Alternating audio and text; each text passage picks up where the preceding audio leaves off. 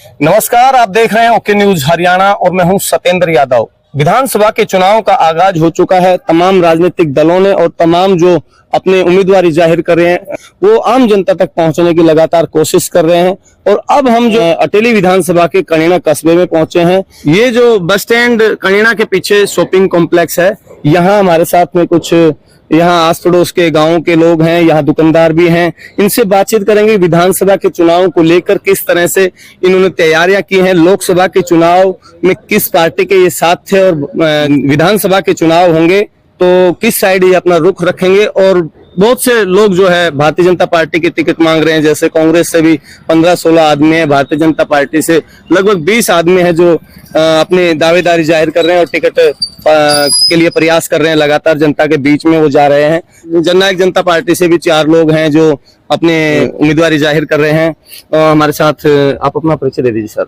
मैं राजकुमार, पूर्व में chairman market committee. Rajkumar ji, किस तरह से अब जो विधानसभा के चुनाव होने किस तरह से आप तैयारी कर रहे हैं? सबसे पहले तो मैं ओके न्यूज हरियाणा चैनल का स्वागत करता हूं, धन्यवाद करता हूं। अब जो चुनाव की तैयारियां चल रही हैं उसमें हम बहन संतोष यादव को दोबारा से विधायक, जो पहले विधायक रह चुके हैं, डिप्टी स्पीकर रह चुके हैं, हाँ, उनके कार्य की अगर हम बात करें, क्या कुछ कहना चाहोगे? उनका जो कार्यकाल था, उनका कार्यकाल 5 साल के समय में बहुत ज्यादा काम हुए हैं। अटेली में 2 कॉलेज बने हैं, नगर पालिका भवन बनवाए हैं, बहुत बड़ी बिल्डिंग हॉस्पिटल की बनवाई है उन्होंने, और ये समझो कि 3 ITI बनवाई है। सभी गांवों में कोई भी गांव ऐसा नहीं है जिसमें करोड़ से कम रुपए दिए हों बहन जी ने। 1 करोड़ के आसपास तो लगभग सभी गांव में विकास 1 करोड़ से ज्यादा के करवाए गए हैं। अच्छा, जो अभी विधायक सीताराम जी हैं अटेली से, हमें तो कहीं गांव में ना तो वो नजर आते हैं, जनसभा की हो, पर्सनल किसी के गए हो वो अलग बात है, ना तो कोई जनसभा करते हैं, ना गांव में जाते हैं, ना किसी गांव में कोई भी किसी तरह की ग्रांट हमने सुनी है। राजकुमार जी, मैं ये आपको रोकना चाहूंगा यहाँ पे। अटेली विधानसभा से आजाद उम्मीदवार राव ओम प्रकाश इंजीनियर, अब मेरी बारी, वोट दीजिए, समर्थन कीजिए और जिताइए। कि आप तमाम जो आसपास के गांव हैं उन पर भी आपकी नजर होगी, क्या कुछ रहने वाला है इस विधानसभा चुनाव में? सभी गांव के लोग ये चाहते हैं कि बहन जी दोबारा से विधायक बने। बहुत से लोग दावेदारी कर रहे हैं, तरह तरह का खर्चा कर रहे हैं, प्रचार प्रसार में लगे हैं। वो तो हर समय हम देखते हैं, ये पैसे वाले तो साइड में हो जाते हैं। 2 महीने की अरसा ऐसा होता है जिसमें आते हैं और चले जाते हैं। इस खबर को हम आगे बढ़ाएं इससे पहले अपने दर्शकों को बता दें, इस कार्यक्रम के स्पॉन्सर जो मंजू ब्यूटी पार्लर हैं, ये कणीना बस स्टैंड के पीछे जो मार्केट है यहाँ पर है। घर में यदि विवाह शादी है तो आप यहाँ मेकअप का पूरा तरीके से काम यहाँ किया जाता है। ये हमारे इस कार्यक्रम के स्पॉन्सर हैं। खबर को आगे बढ़ाते हैं। आप क्या कुछ कहना, अपना परिचय पहले। मेरा नाम मोहित शर्मा है, मैं संडा स्टोर अपना ही है, मैं यहीं पे बैठता हूँ। मैं भाई की बात को आगे बढ़ाते हुए कहना चाहता हूँ कि जो संतोष जी ने जो काम किए थे अपने कार्यकाल में, उसके बाद से उसमें काफी जो नए विधायक उनके बाद से काफी उस काम में कमी, विकास कार्यों में काफी कमी देखी गई है। जो विधायक जी हैं हमारे, हाँ जी, कहते हैं हम तमाम जो गांव में जाते हैं, अपने आदमी रखे हैं, काम की पूरी रिपोर्ट लेते हैं, हाँ ईमानदारी से वो काम कर रहे हैं, तो इस पर आप क्या कुछ कहना चाहोगे? नहीं, ऐसा नहीं है। देखिए जी, ईमानदारी जैसा देखने को नहीं मिल रहा ना, वैसा नहीं है। संतोष जी के जो कार्यकाल में रहता है उसमें काफी फर्क है ना, उन विकास कार्यों में काफी कमी देखी गई है। तो बस यही उम्मीद है कि अब दोबारा विधायकी में अगर संतोष यादव जी काम करती है तो काफी कुछ अच्छा क्षेत्र में। चलिए, मैं थोड़ा सा आपसे ये भी जानना, मैं राजकुमार जी से एक बार फिर से जुड़ना चाहूंगा। राजकुमार जी, जो अनिता यादव जी का कार्यकाल भी आपने देखा, नरेश जी का भी देखा, संतोष जी का भी देखा, और अब विधायक सीताराम यादव जी, हमारे तो एरिया में कोई काम हुआ नहीं जी। अनिता यादव के में भी कोई एक भी काम ऐसा नहीं है जो देखने को मिला हो। अनिता यादव जी कहती है मैंने बहुत से काम करवाए, नहीं कोई एक अभी फिर से चुनाव मैदान में वो है, कांग्रेस चुनाव मैदान में तो हर बार रहते हैं वो। उनके बेटे ने भी चुनाव लड़ा था पिछली बार, लेकिन मेरे को नहीं लगता कि कोई गांव में किसी में ग्रांट दी हो, कोई काम हुआ। कुल मिलाकर अनिता जी के कार्यों से भी आप संतुष्ट नहीं है? सीताराम यादव जी अभी सीटेड विधायक हैं, फिलहाल जो कोई काम नहीं करवाया। आपका कहना है, राजकुमार जी का कहना है कि संतोष यादव जी के जो कार्यकाल था, डिप्टी स्पीकर वो थी, तब ज्यादातर कार्य करवाए गए थे, और उसके बाद की अगर हम बात करें तो विकास कार्य नहीं हुए। मैं अपनी तरफ से बता देता हूं, तमाम गांवों में हम जाते हैं तो विधायक जी को भी इस पर ध्यान देना चाहिए उनके इन खबरों के माध्यम से भी आपको विधायक जी पता चलता होगा कि लोग कहीं ना कहीं आपसे नाराज हैं, लोग आपके विकास कार्यों से कुछ ज्यादा संतुष्ट नजर नहीं आते हैं।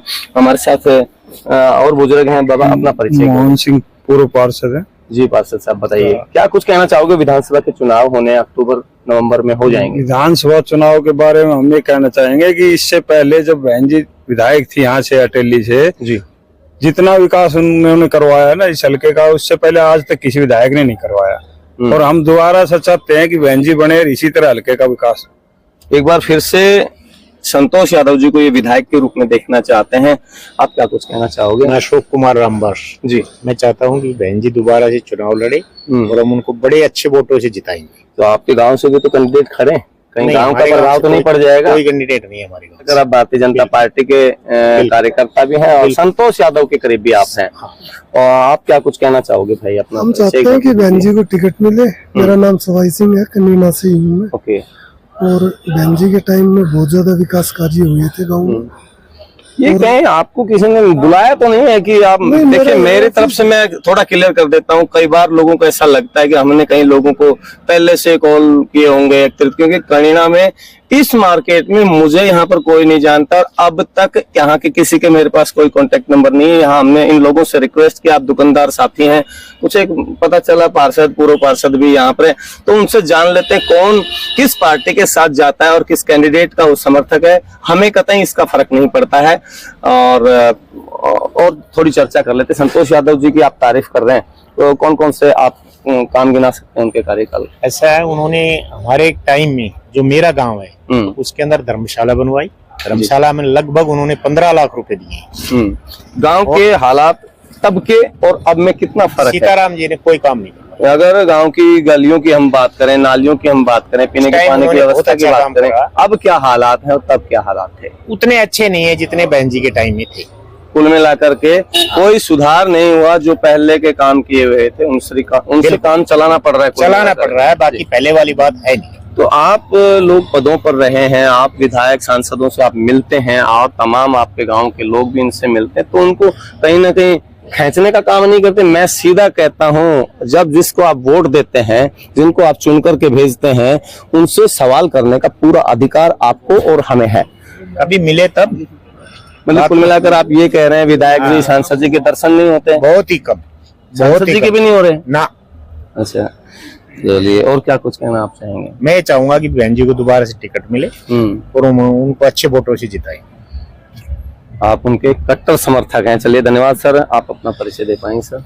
मेरा गांव गुड़ा है जी, गुड़ा से। केसर सिंह नाम से जानते हैं। ओके। केसर सिंह जी, गुड़ा से आप हैं। गुड़ा में अब क्या हालात हैं सड़कों के, बिजली के, पानी के? क्या कोई सुविधा है या नहीं है? सीधा विधायक जी भी देख रहे हैं इसको, आप सीधा बताइए। देखो जी, जिस टाइम आदरणीय संतोष यादव जी एमएलए थी यहाँ से, पूरा डिप्टी स्पीकर जी, उस टाइम मेरे गांव के अंदर बहुत कार्य हुए, अनगिनत कार्य जो गिना नहीं सकता। एक दो गिना दीजिए। शायद मेरा जो आइडिया बता रहा हूँ, 3-3.5 करोड़ रुपए का काम हुआ है आपके गांव में? अपने गांव। और जो आसपास की अगर हम बात करें, आपके गांव को छोड़ भी दें, पूरे हल्के की अगर हम बात करें, देखो जी, हल्के में भी सुनते थे और जाते भी थे। कई बार मेरा कार्य ऐसा है कि फेरी का काम करता हूँ, हर गाँव में जाता हूँ मैं जी। तो उनके संतोष जी के बारे में सुनता हूँ भाई, बहुत अच्छे कार्य कर। आप राजनीतिक उससे जोड़ते नहीं, हम एक सीधी सी बात, आम खाने वाले आदमी, आम आदमी है, आम आदमी। बिल्कुल। तो कहने उनकी प्रशंसा जितनी करी जाए उतनी थोड़ी है। और उस टाइम के अंदर गांव के भी बताते थे, आसपास गांव में, जब भाई संतोष यादव जी के पास कोई भी कार्य करता या कोई दूसरा आदमी जाता था, वो साथ होकर के काम करवाती थी वर्करों के। और अभी ये बातें जो है, अब जो हाल विधायक हैं सीताराम यादव जी हैं, वैसे तो आप बुजुर्ग आदमी, आपने अनिता जी का भी कार्यकाल देखा है, तमाम चीजें आपको याद रहती हैं और आप सबसे ज्यादा गांव में भिन्न भिन्न प्रकार के लोगों से आप मिलते हैं। क्या कुछ आपने अंतर देखा है तीनों कार्यकाल की अगर हम बात करें? हमने तो एक ही बात सुनाई थी, संतोष यादव सबसे अच्छी थी जी। अब की बार अगर उसको टिकट मिल जाती है तो हम उनको पूरा साथ देंगे। संतोष यादव जी को अगर फिर टिकट मिल जाती है, उनको सेवा करने का मौका अगर पार्टी की तरफ से दिया जाता है, तो ये पूरी तरह से तैयार है, संतोष यादव जी के पक्ष में है। तो हमारे साथ कुछ और साथियों से बातचीत कर लेते हैं और ये बातचीत जो है हम जारी रखें, इससे पहले बता देते हैं एक बार फिर से अपने दर्शकों को, इस कार्यक्रम के जो हमारे स्पॉन्सर हैं, हमारे पीछे आप देख पा रहे हैं मंजू ब्यूटी पार्लर जो है कनीना बस स्टैंड के पीछे मार्केट में ये दुकान है, आप यहाँ संपर्क कर सकते हैं। आप नाम बता दीजिए सर। रतन सिंह जी। रतन सिंह जी, क्या कहना चाहोगे? बिल्कुल कहना यही चाहूंगा सर, बहन जी संतोष यादव को टिकट मिले और बढ़िया काम करा, पूरे जोर शोर से मतलब आप उनके साथ लग जाएंगे। आप भी बोलना चाहेंगे कुछ? हाँ। चलिए, बहुत बहुत धन्यवाद। आप तमाम साथियों का धन्यवाद। मंजू ब्यूटी पार्लर इस कार्यक्रम का स्पॉन्सर रहा। और ये एपिसोड आपको कैसा लगा आप हमें कमेंट बॉक्स में जरूर बताइए। खबर नहीं सच के लिए आप देखते रहिए ओके न्यूज हरियाणा। नमस्कार। आप तमाम साथियों का धन्यवाद जी, थैंक यू।